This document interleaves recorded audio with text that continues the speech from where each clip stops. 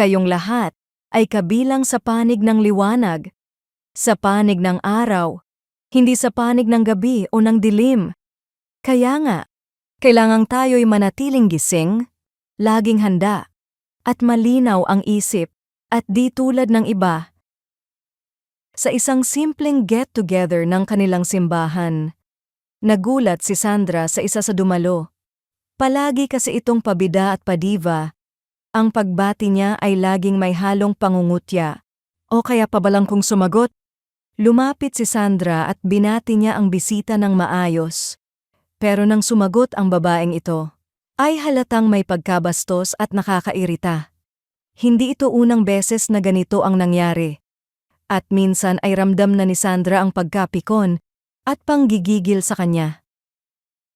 Ngunit sa halip na sumagot si Sandra, nang kung paano siya sinagot, ay huminga na lang siya ng malalim at piniling ngumiti. Nagpatuloy siya sa pakikipag-usap sa ibang tao at sa pagtulong sa paghahanda ng pagkain.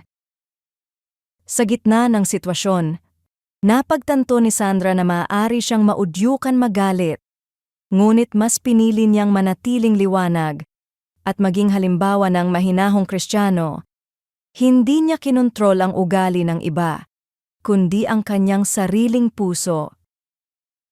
Sa gabay ng unang Tesalonika, 5 kabanata, talata 5-6, naunawaan ni Sandra na ang pagiging anak ng liwanag ay nangangahulugang mamuhay ng gising at maingat, hindi lang sa malalaking bagay, kundi pati sa maliliit na pagkakataon ng pagsubok. Ang pagiging alerto at handa sa ganitong sitwasyon ay hindi para magalit o makipagtalo, kundi para ipakita ang pamumuhay na may malinis na puso, na sumasalamin kay Kristo. Sa huli, natutunan ni Sandra na kahit paulit-ulit ang ganitong karanasan, ang kanyang tamang tugon ay liwanag na nagmumula kay Kristo.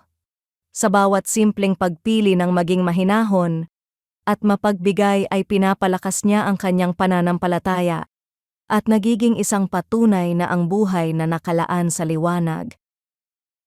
Sa mga pagkakataong naiirita ka o gusto mong magalit, paano mo maipapakita ang liwanag ni Kristo sa iyong tugon?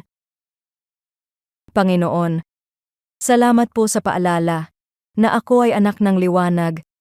Kapag may sitwasyon na gusto kong magalit o mawalan ng pasensya, tulungan mo akong manatiling mahinahon, magsilbing liwanag, at maipakita ang kabutihan mo sa aking mga salita at gawa. Gabayan mo ako na maging alerto at handa sa bawat hamon, at patatagin mo ang aking puso sa iyo.